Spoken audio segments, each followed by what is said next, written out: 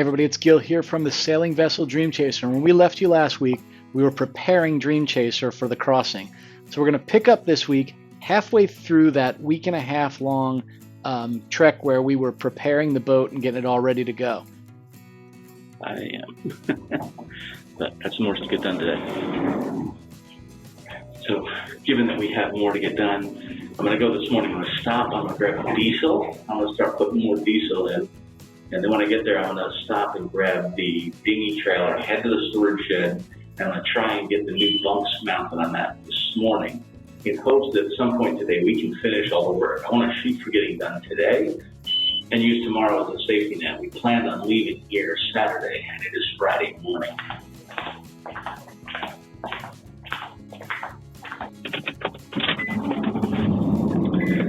So the big question is, does Starbucks open at 5? So it looks like they are open at 5, which is wonderful.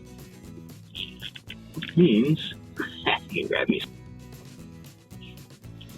Yeah, so on the agenda today, we have filled the boat with diesel the rest of the way. We have repaired the trailer bunks, the actual bunk rails on the trailer. I want to raise them up about 4 inches or so from where they currently are, so that as we're driving, the Hypalon tubes don't bump into the fender wells, don't want a chance doing any damage to them. Also need to install 4 of the cabinet doors. We had them off when we were restaining and revarnishing, and a few of them I didn't put back on, so those have to go back on.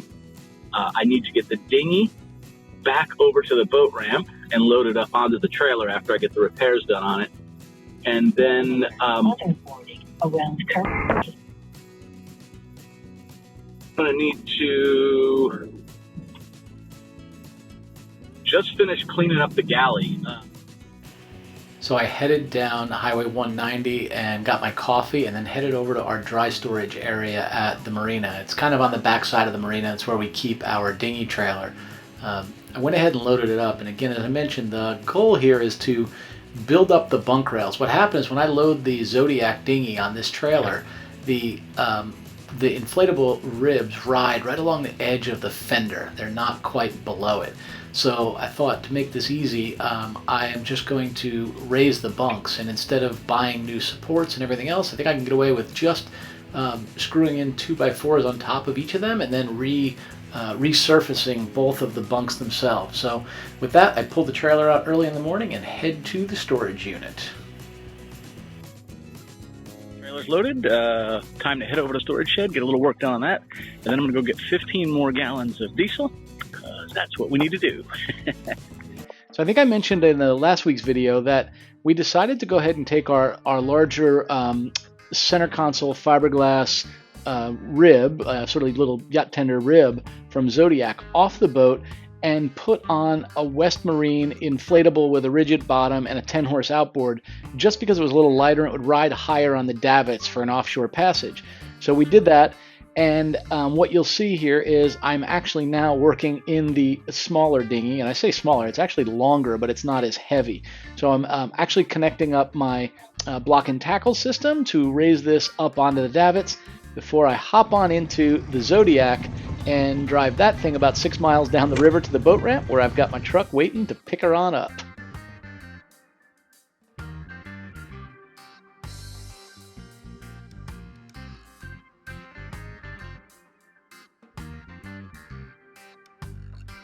Time to take the big dinghy back now that the trailer's fixed and see how it's running. I had to choke it a little bit, but it smoked quite a bit as a 2-stroke. It seems to be running okay. I'm looking forward to getting out of the no-wake zone here and opening it up a little bit. Just have about 4 miles to go down to the river to the boat ramp.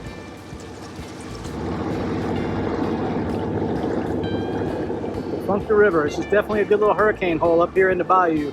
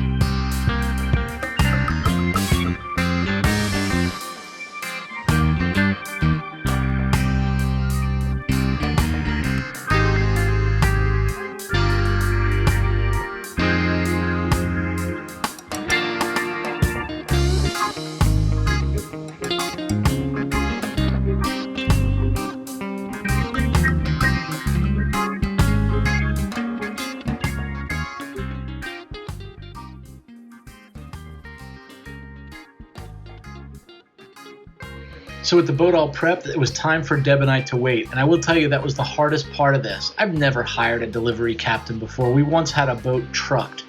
So we had no idea what to expect, and we were nervous about it. And will they think the boat's okay? And, you know, did we get everything prepped just the way they need it? And as it turns out, you know, what a cool crew, right? These guys were great. If you ever need a boat move, ping me. I'll give you all their information. You know, but anyway, it was interesting to, one, see the reaction when they first got there, and then two, just seeing all the things they've done to prep the boat and get it ready. I'll show you some of that in this video. Oh, there's Captain Rod. Yes. Cheers. Wow, what a huge freaking foredeck.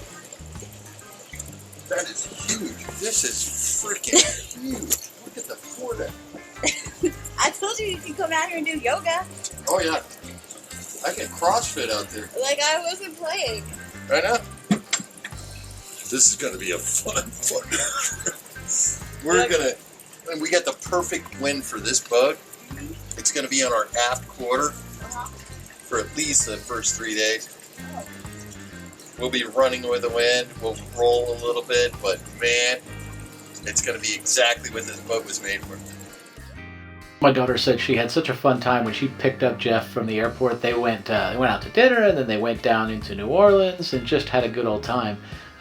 You know, you saw her come back and show him around the boat that evening, and then, you know, she left, and the next day you can see again. I just did a quick debrief, so this is kind of the whole day from sun up to sundown in 60 seconds, and this is the same level of activity down below as well. I mean, constantly checking everything, uncovering the sails, folding up all the sail covers, checking out the rigging, the lines, making sure the roller furling lines were good, the jib sheets, you know, resecuring the dinghy. You just saw extra fuel. He brought an extra 15 gallons of fuel onto the boat as well.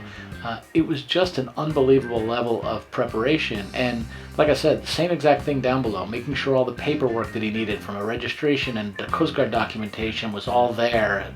I was so impressed with the diligence.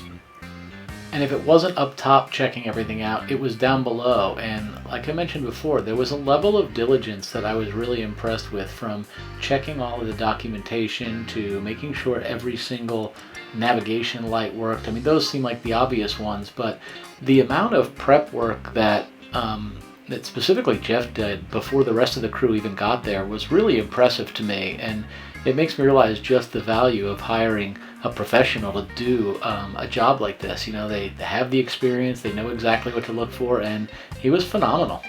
The rest of the crew arrived, they went ahead and provisioned and got everything ready for their departure. And just like that, they were pulling out of the marina. My daughter took that picture as the boat was pulling around the corner of the marina, and the crew took one good selfie as they hit the Chafuncta River, and off they went.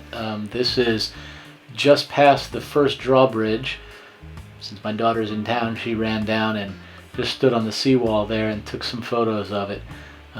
I'll be the first to admit I'm biased, but my gosh, is that thing not gorgeous, and such a calm and beautiful day. You know what, I'll just leave this go. I'll let you enjoy it. This is about 3.5 to 4 miles before the mouth of Lake Pontchartrain, and the next piece of footage is going to be right at the mouth of the river, and I'll fade it in there.